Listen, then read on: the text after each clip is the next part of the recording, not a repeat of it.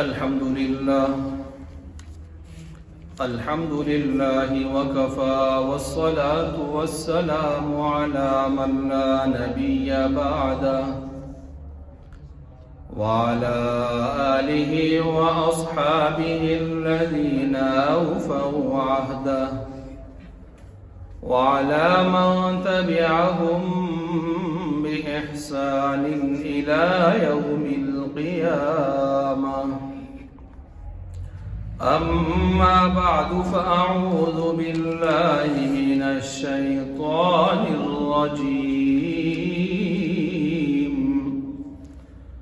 بسم الله الرحمن الرحيم. يا أيها الذين آمنوا كونوا قوامين بالقسط شهداء لله. كونوا قوامين بالقسط شهداء لله ولو على أنفسكم أو الوالدين والأقربين.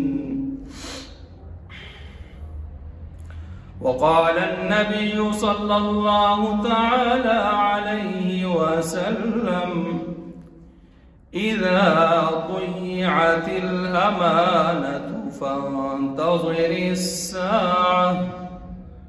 فقال الأعرابي: كيف إضاعتها؟ قال: إذا وسد الأمر إلى غير أهله فانتظر الساعة، أو كما قال عليه الصلاة والسلام. آمنت بالله صدق الله ومولانا العظيم وصدق رسوله الكريم، ونحن على ذلك لمن الشاهدين والشاكرين، والحمد لله رب العالمين. محترم المقام واجب الاحترام حضرات سامعین اکرام، آج کی جمعہ کی اس نشست میں قرآن مجید فرقان حمید سے ایک آیت کریمہ تلاوت کی ہے اور ذخیرہ احادیث میں سے ایک حدیث مبارک بھی پڑھی ہے. چونکہ اس وقت پورے ملک میں ایک گہما گہمی بنی ہوئی ہے سیاسی اعتبار سے، اور لوگ اپنے اپنے لیے منشور دکھاتے ہوئے اور اپنے اپنے نئے نئے رنگ دکھاتے ہوئے جگہ جگہ جا رہے ہیں، پھر سے لوگوں کو اپنی یادیں تازہ کروا رہے ہیں، اور پھر سے بڑے بڑے دعوے، بڑے بڑے وعدوں کا ایک سلسلہ ہر طرف ہمیں نظر آ رہا ہے. تو چونکہ اسلام ایک مکمل ضابطۂ حیات ہے، اسلام مکمل رہنمائی دینے والا مذہب ہے، چاہے جتنے بھی دنیا کے شعبہ جات ہوں، وہ شعبہ ایمانیات، عقائد اور نظریات کا ہو، وہ شعبہ عبادات کا ہو، وہ شعبہ رسومات کا ہو، وہ شعبہ معاملات کا ہو، معاشرت اور سماج کا ہو، چاہے وہ شعبہ اخلاقیات کا ہو یا عقوبات کا، حدود اور تعزیرات اور قصاص سزاؤں کا شعبہ ہو. الحمدللہ الکریم والشکر للہ العظیم. اللہ کا بہت فضل و کرم ہے کہ اللہ نے ہمیں جو دین اسلام دیا ہے وہ تمام شعبوں کے بارے میں ہر وقت کے حالات حاضرہ کے جدید نئے نئے جو بھی رونما ہونے والے مسائل ہوتے ہیں ان کا حل اسلام پیش کر رہا ہوتا ہے. اور علماء الحمدللہ وہ اپنے اپنے وقت کے لحاظ سے جو مسائل، جو عنوانات، چیلنجز درپیش ہوتے ہیں تو اسلام کے حوالے سے امت کی، عوام کی رہنمائی فرما رہے ہوتے ہیں۔ چونکہ اب اس کا ہمارے ملک میں سیاست کا ایک دورہ ہے، تو اس حوالے سے اسلام کا طرز عمل، اسلامی تعلیمات اور ہدایات آپ حضرات کے سامنے مختلف عنوانات سے پیش کرنی ہے۔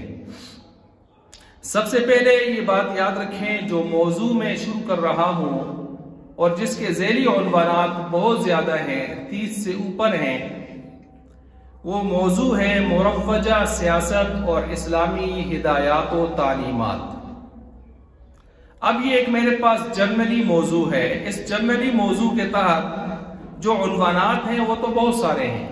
مثلا ایک ذیلی عنوان ہے کہ جس ووٹ کی پرچی کو ہم یہ سمجھتے ہیں کہ یہ میری مرضی کی محتاج ہے، میرا ذاتی حق ہے، میں چاہے دوں نہ دوں، جس کو دے دوں، یہ میری مرضی پر ڈیپینڈ کرتا ہے۔ ایک تو یہ ایک نظریہ ہے جس کو لوگ لے کے چل رہے ہیں، حالانکہ ایسے نہیں ہے۔ یہ ووٹ کسی انسان کا ذاتی حق نہیں ہے، اس کا پرسنلی حق نہیں ہے، بلکہ یہ قومی حق ہے، اجتماعی حق ہے، جو استعمال کرنے کا سلسلہ ہر ایک کے ساتھ جڑا ہوا ہے۔ تو ووٹ کی اگر شرعی اعتبار سے دیکھیں تو اس کی حیثیتیں کیا بن سکتی ہیں، تو 7 حیثیتیں میں آپ کے سامنے اس کی واضح کروں گا۔ دوسرا عنوان بن سکتا ہے کہ امیدوار جو کینڈیڈیٹ ہوتا ہے وہ کس قسم کا ہونا چاہیے، اس کی صفات کیا ہونی چاہیے، اور خاص کر 2 بڑی صفات کا اس کو ضرور حامل ہونا چاہیے، ورنہ وہ کینڈیڈیٹ ہونے کے لائق نہیں ہو سکتا۔ تیسرا وہ یہ ہے کہ مروجہ جو سیاسی نظام چل رہا ہے، اس میں حکمرانوں کی ذمہ داریاں عام طور پر کیا بنتی ہیں۔ 3 بڑی ذمہ داریاں آپ کے سامنے بیان ہوں گی۔ چوتھا یہ ہے کہ انسان جو آج ہمارے معاشرے میں جو ووٹ لوگ دیتے ہیں الیکشن کے دن، تو ان کے اغراض و مقاصد کیا ہوتے ہیں، وہ کیوں دیتے ہیں، ان کی نیتیں، ارادے کیا ہوتے ہیں۔ تو اگر ہم سوچیں، غور کریں، تأمل، فکر کریں، تو تقریباً آپ کے سامنے میں 10 ایسے اغراض و مقاصد پیش کروں گا کہ جو عام طور پر ہمارے ہاں ووٹ دینے کے سامنے آتے ہیں، اغراض و مقاصد۔ نمبر 5، جو جس جماعت کا ہے اس جماعت کا مرکزی لیڈرشپ، اس کی مرکزی کابینہ، وہ کن صفات کی، اوصاف کی حامل ہونی چاہیے، کن صفات اور اوصاف کی حامل ہونی چاہیے، ان کو بھی دیکھ لینا چاہیے۔ اسی طرح قرآن کریم نے اچھے اور برے حکمرانوں کی کیا صفات بیان کی ہیں۔ مختصراً 2 آیات کے تناظر میں ان صفتوں کو، اچھے اور برے حکمرانوں کی اچھی بری صفات آپ کے سامنے رکھوں گا۔ نمبر 7، ووٹ فروخت کرنے کا شرعی حکم کیا ہے۔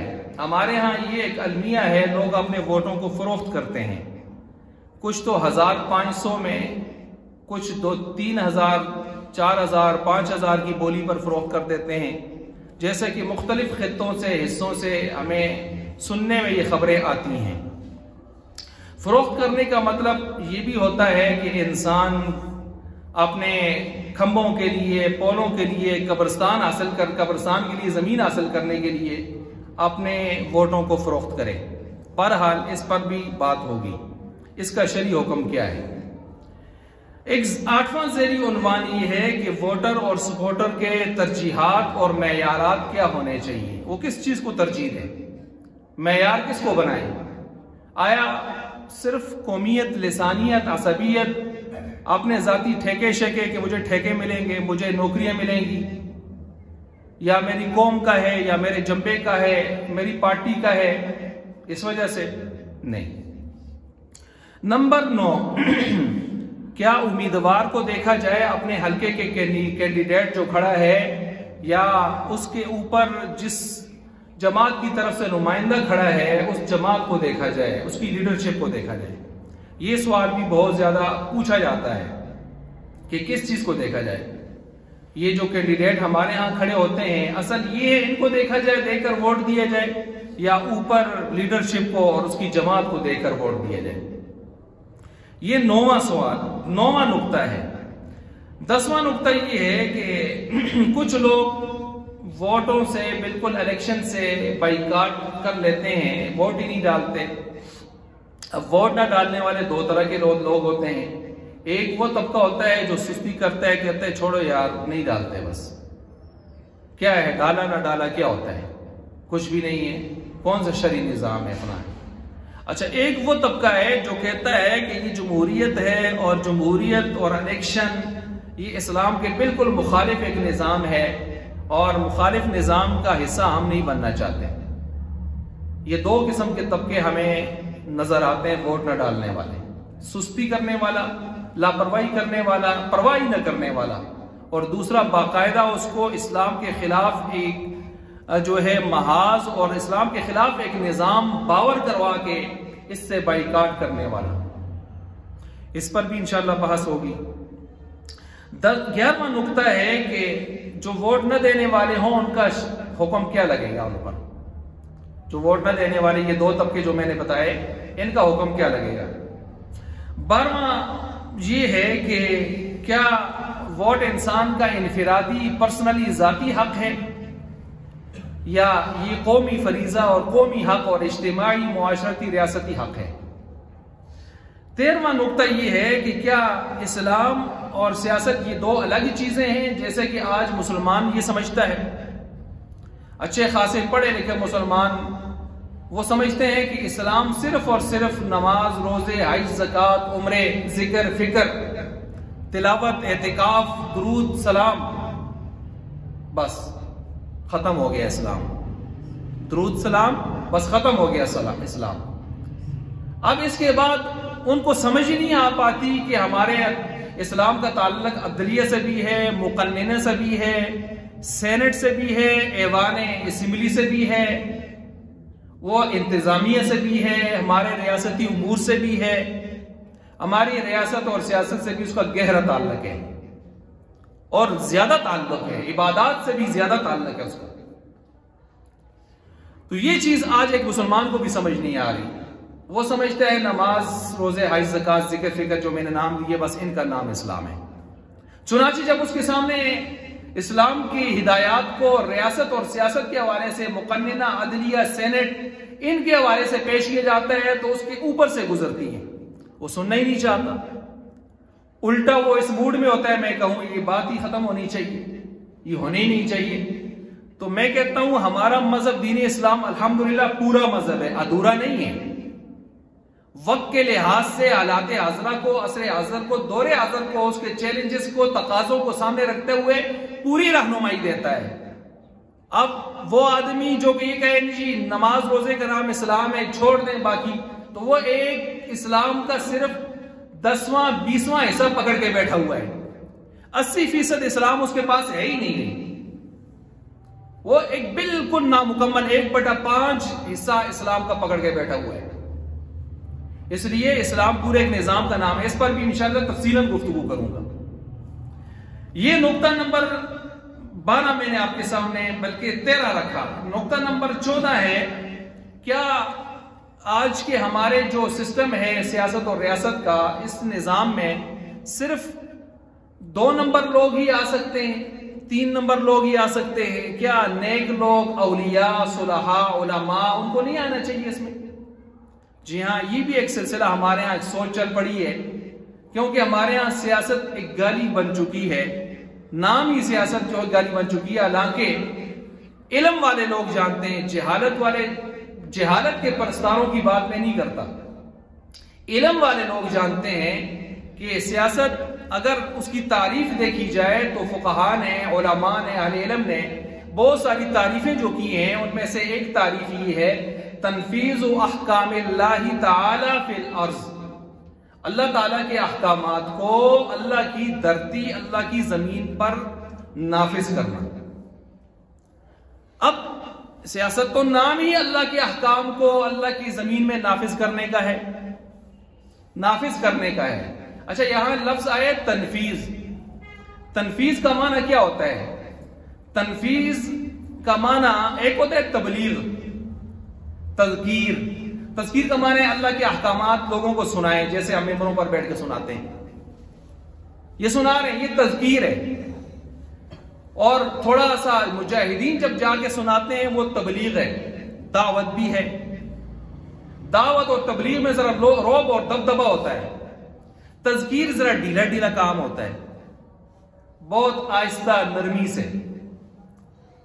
تو یہ تذکیر ہے، علماء جو کر رہے ہیں تذکیر ہے، تبلیغ والے جو کر رہے ہیں یہ تذکیر ہے، واعظ و نصیحت جس کا آسان مفہوم ہے، لوگوں کو نرمی سے سمجھا دینا کوئی بات اسلام کی۔ ایک تبلیغ، دعوت، اس میں تھوڑا رعب اور دبدبہ ہے۔ جس طرح مجاہد جب دین کی بات غیر مسلموں کو سناتا ہے تو اس میں رعب اور دبدبہ ہوتا ہے، تو اس کو کہتے ہیں دعوت اور تبلیغ۔ وہ چیز ہو گئی۔ تو تذکیر اور تبلیغ یہ دو چیزیں ہو گئی ہیں۔ ایک ہوتا ہے تنفیذ۔ میں کہتا ہوں نا، مزہ تو تب آئے کہ اہل علم گفتگو کریں، پھر پتہ چلتا ہے الفاظ کے معنی اتار چڑھاؤ کو سمجھیں، فلسفوں کو، پھر بات پتہ چلتی ہے۔ تنفیذ کا معنی کیا ہوتا ہے؟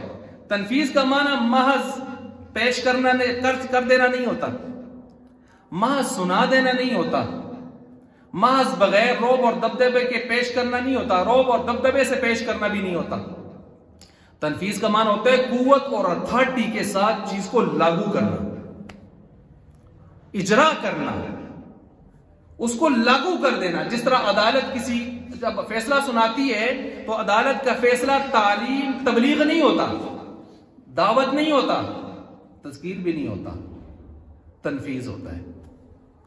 عدالت جب کہتی ہے یوں کر دیں، یوں ہونا چاہیے، تو اس کا مطلب ہونا چاہیے، نہیں ہوگا تو کارروائی ہوگی، پھر توہین عدالت بھی لگ سکتا ہے، پھر فیصلہ مؤخر کرنے کا بھی سلسلے جو ہے اس کے اوپر سزائیں مرتب ہو سکتی ہیں، ساری چیزیں اس کے اوپر، توہین عدالت کا باقاعدہ اس کے اوپر دفع لگ سکتا ہے۔ کیوں؟ جب ایک فیصلہ آیا تھا، آپ تک پہنچا تھا، نافذ کرنے کا وقت ملا تھا، آپ نے کیوں نہیں کیا؟ آپ نے تعمیل کیوں نہیں کی؟ تو اب آپ سمجھ جائیں کہ تنفیذ کا معنی ہوتا ہے چیز کو لاگو کر دینا، تنفیذ احکام اللہ تعالی فی الارض۔ تو سیاست کا معنی کیا ہوا؟ اللہ کے احکامات کو اللہ کی زمین پر نافذ کر دینا، نافذ کر دینا، یہ ہے تنفیذ۔ جس طرح کہ ایک مشہور فقہا کے ہاں اصطلاح ہے، المفتی یخبر والقاضی یجبر۔ مفتی کا کام ہے خبر دینا کہ مسئلہ یوں ہے، والقاضی یجبر وینفر، قاضی جج کا کام ہے اس کو نافذ کرنا، اور اس کے راستے میں، نافذ کرنے کے راستے میں اگر کوئی روڑے اٹکا رہا ہے اس کو سیدھا کرنا، ویجبر، اور اس پر جبر کرنا، زبردستی کرنا، نافذ کرنا۔ تو اسلام کو، اس کے احکام کو نافذ کرنے کا نام اسلام جو فقہاء نے لکھا ہے وہ ہے تنفیذ۔ اور تنفیذ کس میں آتا ہے کسی تعریف میں؟ سیاست کی۔ تو سیاست معنی یہ ہے، دیکھیں اس کائنات میں سب سے پہلے انسان حضرت آدم علیہ السلام تشریف لائے۔ آدم علیہ السلام کا جو فریضہ اللہ نے قرآن میں بیان کیا ہے، میں پوچھتا ہوں وہ کیا ہے؟ آدم علیہ السلام کا جو فریضہ قرآن بیان کرتا ہے، انی جاعل فی الارض خلیفہ، میں نے ان کو زمین میں خلیفہ بنا کر بھیجا۔ خلیفہ کسے کہتے ہیں؟ خلیفۃ اللہ فی الارض۔ تو خلیفہ کا معنی آپ اٹھائیں عربی کی ڈکشنریاں، آپ کو یہ ملے گا کہ اللہ کے احکام کو نائب کی حیثیت سے دنیا میں اللہ کے احکام کو نافذ کرنا، نافذ کرنا، اس کا نام ہے خلیفہ۔ اب یہ خلیفہ ویسے تو آپ علیہ السلام کے دنیا سے پردہ فرما جانے کے بعد، دنیا سے رخصت ہو جانے کے بعد، ہم میں سے ہر مسلمان خلیفہ ہے کہ اب آپ علیہ السلام کا دین دوسروں تک پہنچائے۔ یہ تو عمومی خلافت ہے۔ خصوصی خلافت کیا ہے؟ خصوصی خلافت یہ ہے کہ اللہ تعالیٰ کے نبی جو عبادات چھوڑ کے گئے تھے ان کو بھی دوسروں تک پہنچائے، جو نظام چھوڑ کر گئے تھے اس نظام کو بھی دنیا تک پہنچائے اور لاگو کرے. کیونکہ ابھی میں نے کیا کہا، تنفیذ کا معنی کیا ہوتا ہے؟ نافذ کرنا، لاگو کرنا، اپنی جان مال اپنا سب کچھ پیش کرنا اس کے لیے. یہ کوئی گپ نہیں ہے. دیکھیں ہمارا ذاتی کوئی مفاد ہو تو اس کے لیے ہم جان مال سب کچھ لگاتے ہیں، اور جو فریضہ اللہ نے ہمارے کندھوں پر رکھا ہے، ہمارے سروں پر اس کی ذمہ داری ڈالی ہے، اس کے لیے ہم کتنے کوشش کرتے ہیں. بلکہ اللہ معاف کرے اس کے خلاف روش اختیار کیے ہوئے ہیں. کیا مطلب؟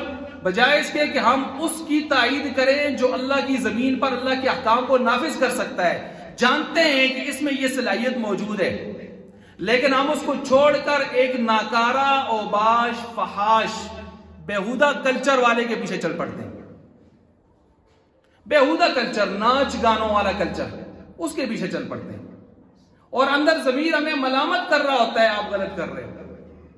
جس کی آپ مخالفت کر رہے ہو اس کے چہرے کو دیکھو، جس کی آپ مخالفت کر رہے ہو اس کے سر کے بالوں سے لے کر پاؤں کے ناخنوں تک محمدی نقشہ دیکھو، جس کی آپ مخالفت کر رہے ہو اس مالی اور اخلاقی کرپشن سے پاک دامن دیکھو، صاف شفاف اس کا ماضی اور حال دیکھو، اور جس کے پیچھے آپ چل رہے ہو اس پر بڑی بڑی کتابیں بھی لکھ دی گئیں، اس پر جو ہے اپنوں نے بھی دوسروں نے بھی، اور کیا سے کیا کہاں سے کہاں تک اس پر بڑے بڑے لٹھے کھول گئے اس کے اوپر. ضمیر ہمیں ملامت کر رہا ہوتا ہے، لیکن کیا کریں، بدبختی ہے جو ہمارے سروں کے اوپر پڑ جاتی ہے. خیر، عرض کر رہا تھا کہ یہ 14واں نقطہ میں نے آپ کے سامنے رکھا. کیا علماء صلحاء نیک لوگ بھی اس میدان میں آئیں؟ بالکل آئیں. کیونکہ لوگوں نے سیاست آج اس کو سمجھ لیا ہے جوا. کیا کہ 2-4 کروڑ لگائیں اور پھر 80-80 کروڑ کروڑیں، اس کو سیاست سمجھ لیا ہے. لوگوں نے سیاست اس کو سمجھ لیا ہے کہ آپ جب میدان میں آئیں تو اپنی جگہ پہلے ٹھیک ٹھاک تھے، لیکن جب آپ میدان سیاست میں آئیں تو زبان لمبی کر کے مخالفین پر آگ برسائیں. آپ رشتے ناطے توڑ کے رکھ دیں، سب کو کاٹ کے رکھ دیں، اور اپنے آپ کو کائنات کا سب سے بڑا غازی، نمازی، پرہیزگار بنا دیں، اور باقی سب کو کہیں سے کہیں کائنات کا خبیث ترین انسان بنا دیں. یہ جو آج روش ہمارے ہاں چل پڑی ہے، اس کو دیکھتے ہوئے کچھ لوگ یہ سمجھتے ہیں شاید اچھے لوگوں کو اس میں نہیں آنا چاہیے، لیکن نہیں. بحیثیت نظام اگر یہ اچھے لوگ نہیں آئیں گے بحیثیت مصلح، تو پھر جب چمن کا ہر شاخ پہ الو بیٹھا ہوگا تو انجام گلستان پھر کیا ہوگا. دیکھیں یہاں میں ایک سوال کو بھی حل کرتا چلوں. اب چونکہ میں تو ابھی نکات گن رہا ہوں کہ میرے گفتگو کے نکات کیا ہوں گے، ابھی تو 14واں نقطہ چل رہا ہے فی الحال، تو میں نے بات شروع ہی نہیں کی ابھی. یہاں کچھ لوگ ایک سوال کرتے ہیں، سوشل میڈیا بھی بڑا چل رہا ہوتا ہے. بڑی عجیب بات ہے کہ جو سیکولر جماعتوں کے لوگ ہوتے ہیں وہ مذہبی جماعتوں پر اٹیک کرتے ہوئے اس کلپ کو وائرل کر رہے ہوتے ہیں. کلپ کیا ہوتا ہے؟ وہ جی اسلام کے اندر عہدہ مانگا نہیں جا سکتا، عہدہ پیش کیا جاتا ہے، منایا جاتا ہے، راضی کیا جاتا ہے. جمہوریت میں تو ہم دیکھتے ہیں کہ وہاں تو خود اپنے آپ کو لوگ پیش کرتے ہیں، اپنے بینرز لگاتے ہیں، میٹنگ میں جاتے ہیں، خود دوسروں کو فون کر کہتے ہیں بڑی میٹنگ رکھ نا، میں آ رہا ہوں.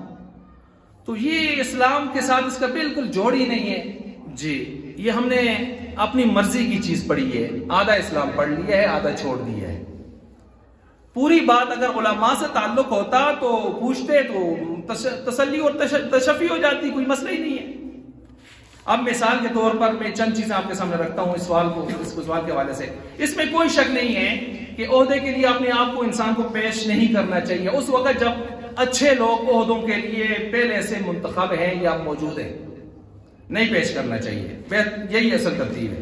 کیونکہ جس طرح ایک روایت میں آتا ہے ایک آدمی اپنے آپ کو عہدے کے لیے پیش کرتا ہے، اس کی مثال ایسے ہے جیسے کہ ایک کھنڈی چھری سے ذبح کرنے کے لیے اپنے آپ کو پیش کر دیے. بالکل اسی طرح ہے. اور جو اپنے آپ کو پیش نہیں کرتا، لوگ اس کو پیش کرتے ہیں عہدے کے لیے، مناتے ہیں، تو اللہ تعالیٰ کی طرف سے فرشتے اترتے ہیں آسمان سے اور اللہ قدم بقدم اس کی رہنمائی فرماتے ہیں. حضرت مہدی تشریف لائیں گے تو ان کو بھی لوگ منائیں گے عہدے کے لیے، پھر وہ کمانڈر ان چیف بنیں گے. ٹھیک ہے، مانتے ہیں. آپ علیہ السلام کی ترتیب یہ تھی کہ عہدہ مانگنے والے کو عہدہ نہیں دیتے تھے. ٹھیک ہے، بالکل. اب یہاں تو عہدہ مانگا جا رہا ہے جمہوریت میں، کیا کریں؟ اسلام کا طرز عمل کیا ہے؟ جی جواب یہ ہے، ہونا تو یہ نہیں چاہیے تھا کہ مانگا جائے، لیکن چونکہ اس ملک میں جمہوریت ہی چل پڑی ہے شروع سے اور وہی نظام چلا آ رہا ہے، اب آپ پورے نظام کا مقابلہ کر کے ملک میں افراتفری تو نہیں بنا سکتے. اب آپ نے جمہوریت کے اس طرز کو اختیار کرنا ہے اور شرعی جائز اصولوں کے مطابق چلنا ہے. اب سنیں شرعی اصول. یہ کس نے کہا ہے کہ عہدہ بالکل مانگنا ہی ناجائز ہے؟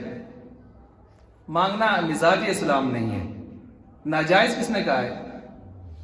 اب میں عہدہ مانگنے کے چند دلائل پیش کرتا ہوں. کب؟ جب ایک آدمی دیکھتا ہے کہ اس وقت جو صلاحیتیں اللہ نے مجھے دی ہیں وہ صلاحیتیں معاشرے میں کسی کے پاس نہیں ہیں، یا اگر میں آگے نہیں آؤں گا تو مجھے نظر آ رہا ہے تباہی، بربادی.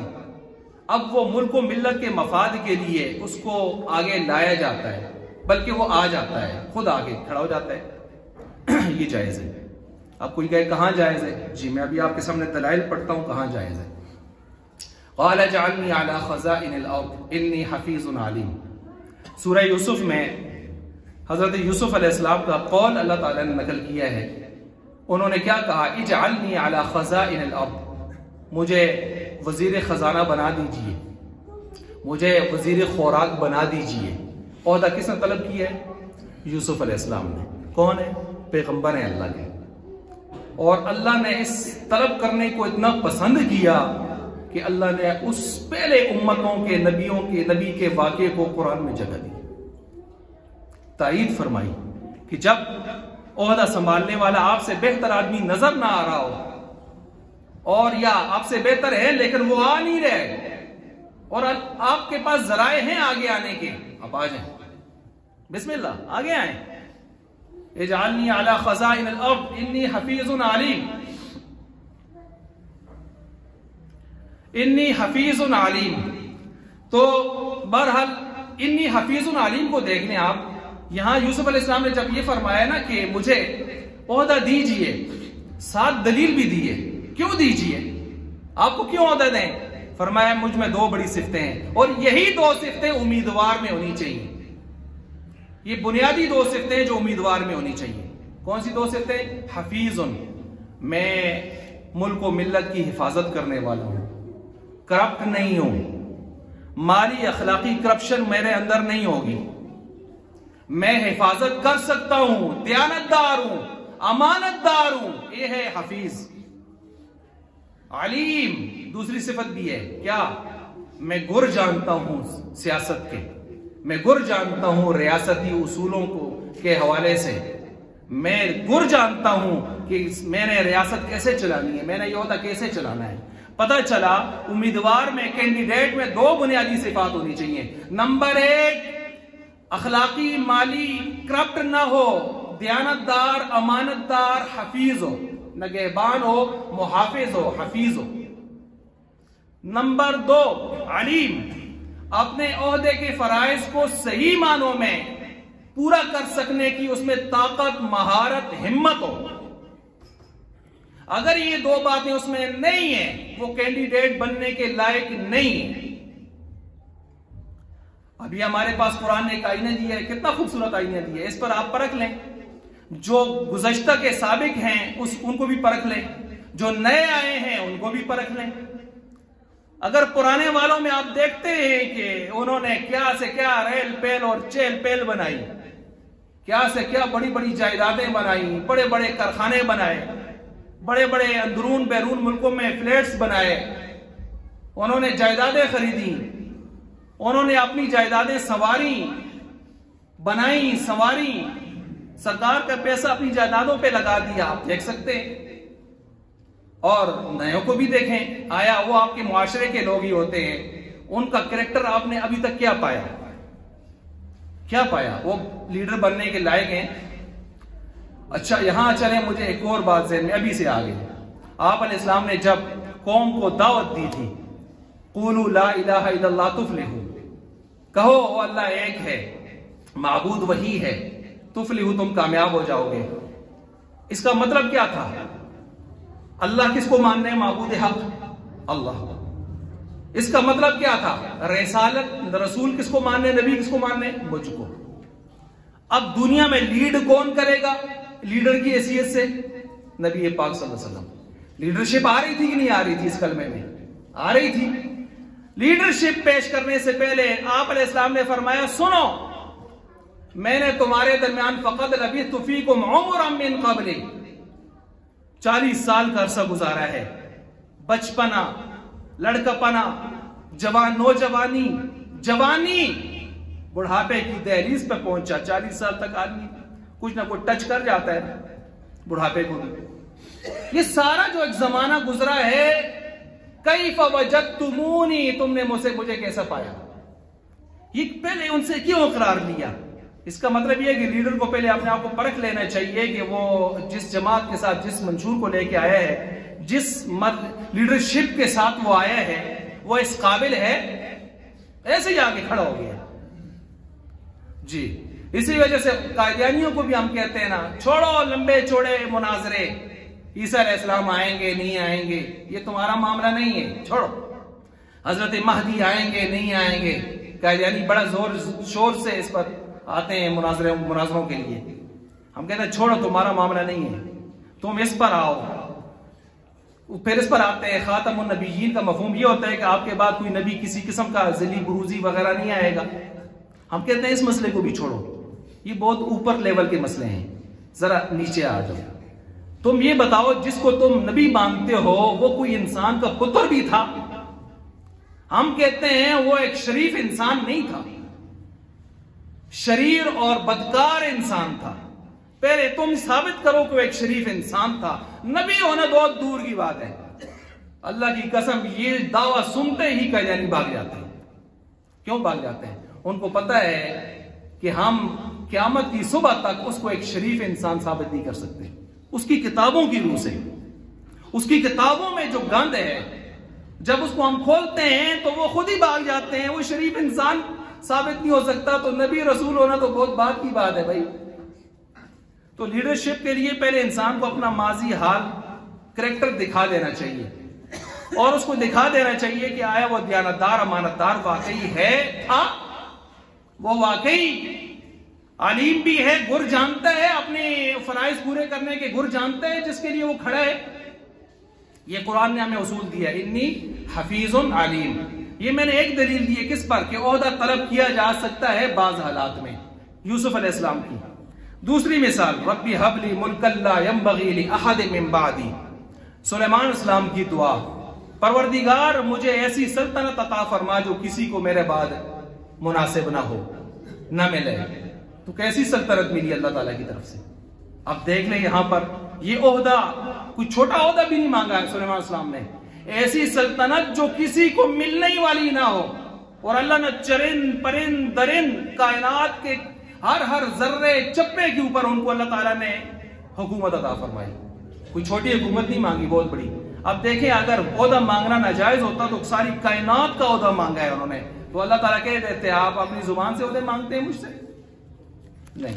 تو بعض حالات میں عہدے مانگے جا سکتے ہیں۔ بلکہ چلیں دلیل نمبر 3، میں نے کہا اس مروجہ سیاست اور اسلامی ہدایات و تعلیمات یہ میرا موضوع ہے، اس پر میں 30 سے زیادہ عنوانات پر بحث کر سکتا ہوں الحمدللہ۔ میرے پاس سب نوٹ ہیں، بلکہ میرے یوٹیوب کے اوپر کلپس 22 آج اپلوڈ ہو جائے گی انشاءاللہ، میں نے سب بنا دی ہیں، ٹھیک ہے، اس پر تفصیل آئے گی انشاءاللہ۔ لیکن اب یہاں جو میں آپ کے سامنے، ابھی تو میں صرف وہ 30 نکات کے اوپر گفتگو کر رہا ہوں، ابھی میں نے ان کو کھولا نہیں ہے۔ اچھا، میں بات کر رہا تھا تیسرا نقطہ، تیسری دلیل قرآن سے، قل رب ادخلنی مدخل صدق واخرجنی مخرج صدق واجعل لی من لدنک سلطانا نصیرا، کہ اللہ تعالیٰ اپنے حبیب سے کہہ رہے ہیں میرے حبیب آپ کہیے، دعا کیجئے، جس طرح مکہ سے نکالا تھا انہوں نے، اور اللہ تعالیٰ نے آپ کو وہاں سے باعزت ان کے ایذاؤں سے ان کی جفاکشیوں سے بچتے بچاتے اللہ تعالیٰ نے آپ کو مدینہ پہنچا دیا تھا. مجھ سے دعا کیجئے میں اس مکہ کو فتح کروا کے شاہانہ انداز میں فاتحانہ انداز میں پھر سے آپ کو داخل کر دوں گا. اچھا یہ دعا تو شروع کی ہے. چلے آخری کیا ہے؟ وَجْعَلْ لِي مِن لَّدُنْكَ سُلْطَانًا نَصِيرًا. اے اللہ مجھے اپنے ہاتھ سے سلطان نصیر عطا فرما. یہ سلطان نصیر کیا ہے؟ اٹھائیں مفسرین نے تفسیروں میں کیا لکھا ہے. اس سے مراد ہے ریاست، ریاستی قوت، طاقت، سیاسی قوت. کہ مجھ سے دعا کیجئے کہ میں آپ کو ریاست کا حکمران بنا دوں، میں آپ کو سیاسی عہدہ عطا کر دوں سب سے بڑا. تو اپنے نبی کو تو کہا جا رہا ہے مجھ سے مانگیے، عہدہ مانگیے. یہاں کہتے ہیں مانگنا ہی نہیں چاہیے، ڈیمانڈ ہی نہیں کرنی چاہیے. وہ پوری شریعت پڑھو، پورا اسلام پڑھو، آدھا نہ پڑھو یار. اچھا دلیل نمبر 4 قال لو ان لی بکم قوة او آوی الى رکن شدید. لوط علیہ السلام کے گھر فرشتے خوبصورت لڑکوں کی صورت میں آئے. اس وقت قوم بدکار دوڑی دوڑی آئی. لوط علیہ السلام نے حتی الامکان سمجھایا جاؤ کچھ شرم کرو، حیا کرو. الیس منکم رجل رشید. تم میں کوئی انسان دا پتر نہیں، بڑی گل سمجھے نہیں. اور جاؤ گھر میں تمہاری وہاں بچیاں، تمہاری گھر والیاں جو ہیں وہ میری بیٹیاں ہیں، تم ادھر جاؤ، ادھر کیا آئے ہو؟ نا جی. کہنے لگے اے لوط علیہ السلام آپ ہمارے ارادے جانتے ہیں، ہم کیا کرنا چاہتے ہیں، ہم کس قسم کے لوگ ہیں، کس فطرت کے لوگ ہیں. اب جب لوط علیہ السلام نے دیکھا کہ اب یہ باز آنے والے نہیں ہیں، اب لوط علیہ السلام نے ارمان کیا. اس ارمان میں ایک جملہ کہا، دعا کی، اللہ نے اس کو قرآن بنا دیا. وہ کیا تھا؟ ان لی بکم قوة، ہائے کاش آج میرے پاس کوئی طاقت ہوتی. او آوی الی رکن شدید، یا آج مجھے کوئی بڑا قلعہ محفوظ جگہ ملتی، میں اپنے مہمانوں کو لے کر ادھر چلا جاتا ان شرارتیوں سے بچنے کے لیے. مضبوط قلعہ. چلیں یہ جو پہلا ہے قوتاً، اٹھائیں تفسیریں. مفسرین کیا لکھتے ہیں؟ قوتاً سے کیا مراد ہے؟ قوت سے کیا مراد ہے؟ قوت سے مراد ریاست ہے. میرے پاس آج ریاستی قوت، اقتدار، ڈنڈا ہوتا ہے نا اقتدار کا، میں تو سارے لمحہ باز کرتا تھا، ٹنگ چھوڑتا تو سب میں. لیکن کہ اگر ہمارے کو ریاستی قوت نہیں، پتہ چلا ظلم کے خلاف، زیادتی کے خلاف، بدعنوانی کے خلاف، کرپشن کے خلاف، اور دشمنان اسلام جو دشمنی کر رہے ہیں اسلام کے خلاف، ان کے خلاف اسلام کو کی سربلندی کے لیے آپ عہدے کو طلب بھی کر سکتے ہیں، عہدے کے لیے کوشش بھی کر سکتے ہیں. میں نے 4 دلائل دیے ہیں اس حوالے سے. خیر ابھی تو میں عنوان آپ کے سامنے رکھ رہا تھا. ان عنوانات میں سے ایک عنوان 15واں یہ بھی ہے کہ لیڈر کی اقسام کیا ہیں. ایک عنوان یہ بھی ہے پاکستانی جمہوریت کا حکم کیا ہے. یہ جو پاکستانی جمہوریت چل رہی ہے اس بارے میں تفصیلی گفتگو ہے. اچھا چلیں یہ عنوانات تو اپنی جگہ چلتے رہیں گے. اسی طرح ان میں سے جو پہلا عنوان میں نے آپ کے سامنے رکھا تھا، چونکہ ٹائم تھوڑا ہے میں اس پر گفتگو کر کے بات کو ختم کرتا ہوں. ان میں سے ایک یہ ہے کہ ووٹ کی شرعی حیثیت کیا ہے. شرعی حیثیت کیا ہے؟ اب دیکھیں یہاں پر 2 طبقے ہیں. ایک وہ ہے جو کہتے ہیں شرعی حیثیتوں کو تلاش نہ کریں، شرعی شرطیں نہیں پائی جا رہی. یہ ایک الگ عنوان ہے، اس پر انشاءاللہ میں پھر گفتگو کروں گا. لیکن اگر شرعی اعتبار سے دیکھیں تو ووٹ کی 7 حیثیتیں ہمارے سامنے آتی ہیں. نمبر 1 7. نمبر 1 ووٹ ایک ایک شہادت ہے، گواہی، آپ گواہی دے رہے ہیں. نمبر 2 ووٹ ایک شفاعت، سفارش ہے، آپ سفارش کر رہے ہیں. نمبر 3 ووٹ ایک وکالت ہے، آپ وکالت کر رہے ہیں وکیل بن کر. نمبر 4 ووٹ ایک تعاون ہے، آپ اس کا تعاون کر کے اس کو آگے لا رہے ہیں. یہ سنیں یہ کہیں لکھی نہیں ہے، یہ پہلی 3 لکھی ہیں مفتی اعظم پاکستان مفتی تقی عثمانی صاحب نے اس پر رسالہ لکھا ہے. مفتی تقی صاحب سے بڑا عالم اس وقت پوری کائنات میں کوئی نہیں ہے. اس شخص نے بھی ووٹ کی شرعی حیثیت کے نام سے رسالہ لکھا ہے. اور یہ 3 حیثیتیں انہوں نے لکھی ہیں جو شروع میں نے بیان کی ہیں. باقی حیثیتیں اللہ نے میرے دل اور دماغ میں ڈالی ہیں. ذرا آپ سوچیں، سنیں ذرا آیا وہ ٹھیک ہے کہ نہیں ٹھیک. چوتھا میں نے کہا تعاون ہے، آپ تعاون کر رہے ہیں اس کا آگے لے جانے کے لیے ووٹ کے ذریعے سے. 5واں فیصلہ ہے، آپ اس کے حق میں فیصلہ دے رہے ہیں ووٹ کے ذریعے سے. نمبر 6 ووٹ ایک قومی حق، قومی امانت ہے، آپ کا ذاتی پرسنلی حق نہیں ہے. آپ وہ پرچی کے ذریعے دے رہے ہیں۔ نمبر 7، ووٹ ایک مشورہ ہے جو آپ سے لینے والے الیکشن کمیشن لے رہا ہے۔ الیکشن کمیشن لے رہا ہے کہ اپنے حلقے کے حوالے سے بہتر امیدوار کے لیے مشورہ دو، آپ مشورہ دے رہے ہیں۔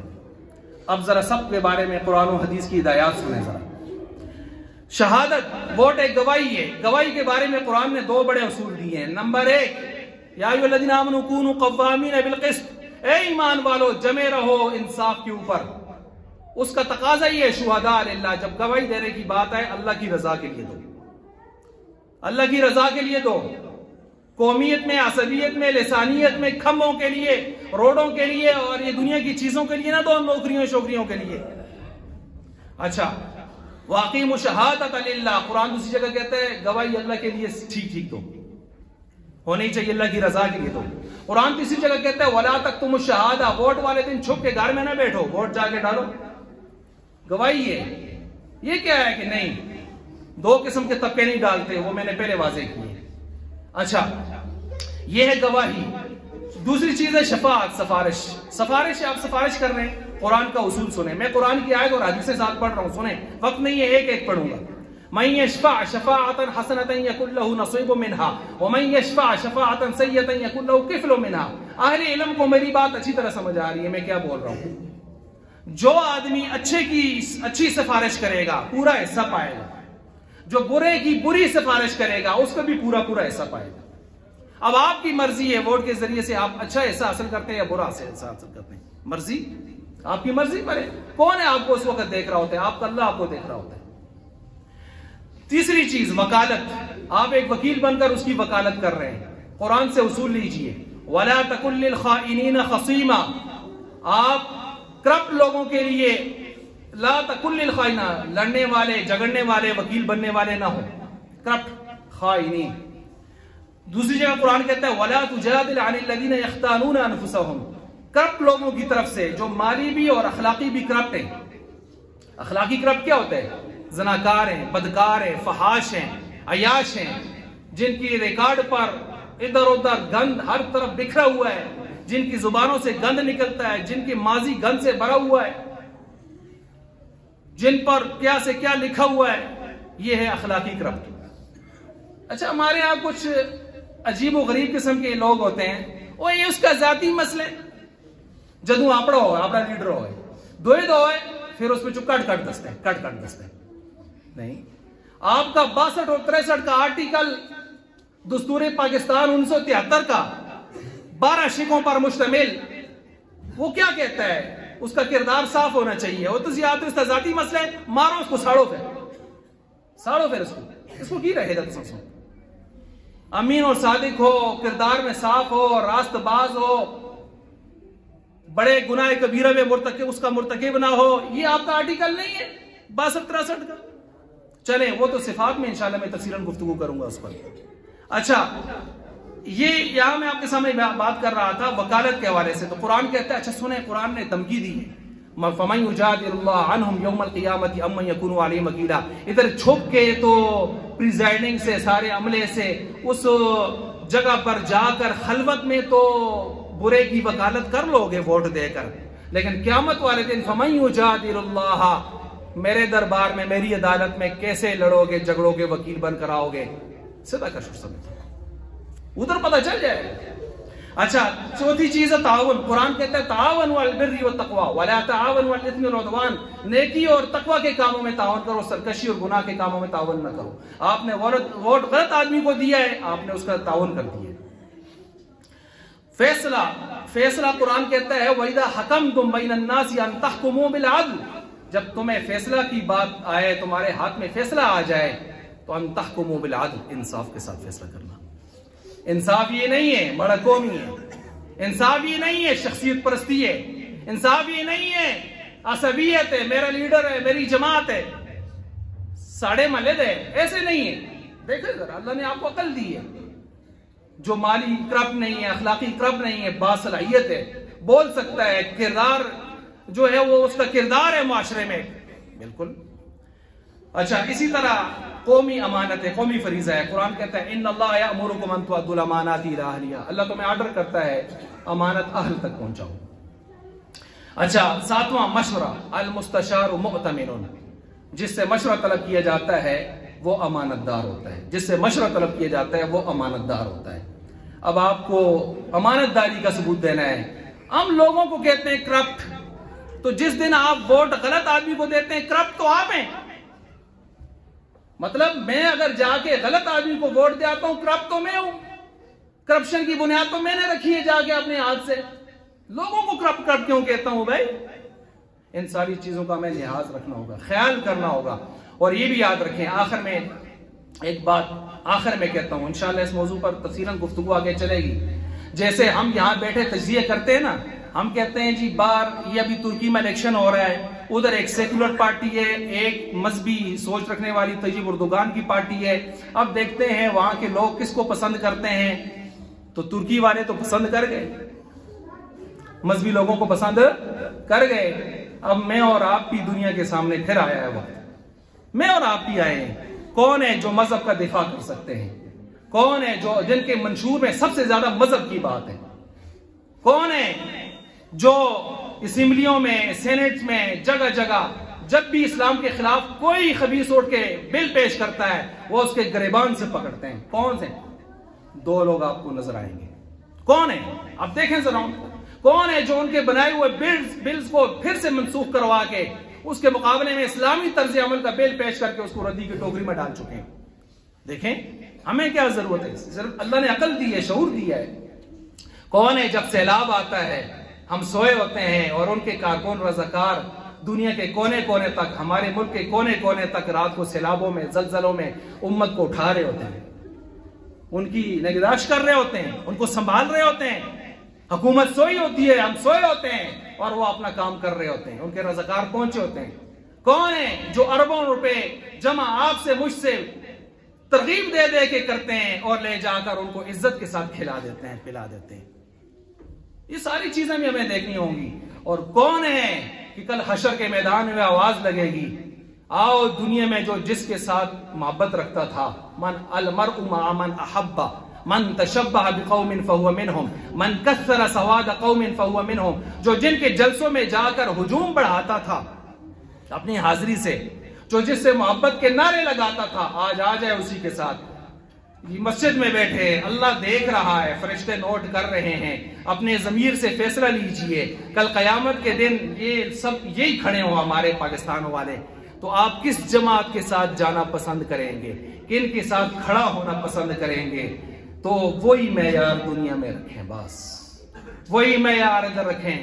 ادھر معیار غلط کیا، اللہ کی قسم ادھر پھر آپ بھول جائیں کہ آپ ان کے پاس جائیں گے جن کی شکلیں بگاڑ کے سوشل میڈیا پہ لگاتے تھے، جن کی کردار کشیاں کر کے سوشل میڈیا پہ لگاتے تھے، ان کے ساتھ آپ نہیں کھڑے ہو سکتے، ٹھٹے لگ جائیں گے ہمیں، اور پھر واپس انہی کے ساتھ آنا پڑے گا جن کا ماضی بہت ہی بد کردار ہے، داغدار ہے، بدبودار ہے۔